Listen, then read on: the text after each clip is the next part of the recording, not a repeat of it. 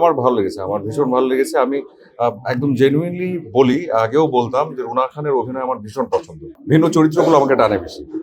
যে চরিত্রগুলোতে কাজ করবার সুযোগ আছে সেটা আসলে একটা পজিটিভ কিংবা নেগেটিভ চরিত্র, সেটা নিয়ে আমার আসলে কোনো আলাদা করে ভাবনা নাই। তবে হ্যাঁ, আমি দর্শকদের কাছে কৃতজ্ঞ যে নেগেটিভ চরিত্রগুলো আসলে দর্শকরা গ্রহণ করেছেন। শুধু আমি না, মানে যারা আসলে আমরা যারা অভিনয় শিল্পের সঙ্গে জড়িত, যারা অভিনয় শিল্পী কিংবা বিভিন্ন অংশে যারা জড়িত, আসলে আমরা প্রত্যেকেই টাস্ক হিসেবেই বিভিন্ন রকমের মুভিজ দেখি এবং মুভিজের যে কোনো রকমের আয়োজন আমাদেরকে অনুপ্রাণিত করে। এবং এই আয়োজন অবশ্যই একটা বিশাল বড় বিষয়। হয়তো এভাবে করে ক্যামেরার সামনে এসে দাঁড়ানো হয় না, কিন্তু যখনই যেখানে আসলে ছবির উৎসব হয় কিংবা ব্যক্তিগতভাবেও ছবি দেখার কোনো একটা সুযোগের জায়গা তৈরি হয়, আমি সেটা কখনো মিস করি না। আচ্ছা, মানে আমাদের এখানটায় সাধারণত বলা হয়ে থাকে যে আর্টিস্টদের কাছে ফেস্টিভ্যাল পক্ষ থেকে আসলে ওইভাবে আসলে দাওয়াত পত্রটা আসলে বোঝে না, মানে সাধারণত আর্টিস্টরা একটু অভিমানী হয়।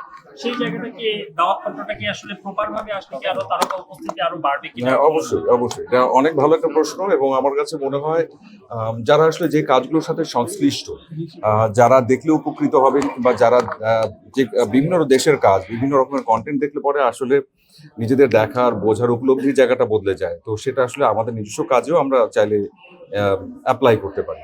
তো এই ব্রিজটা হওয়াটা খুব বেশি গুরুত্বপূর্ণ। এবং আমার কাছে মনে হয় যে হ্যাঁ, প্রপার ইনভিটেশন থাকলে পরে আরো যত সংখ্যক আর্টিস্টরা আছেন সবাই আসলে এনকারেজ হবেন এবং সবাই আসবেন, কারণ উই অল লাভ মুভিজ।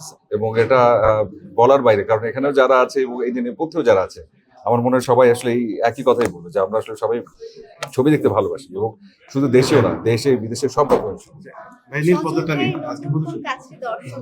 আচ্ছা,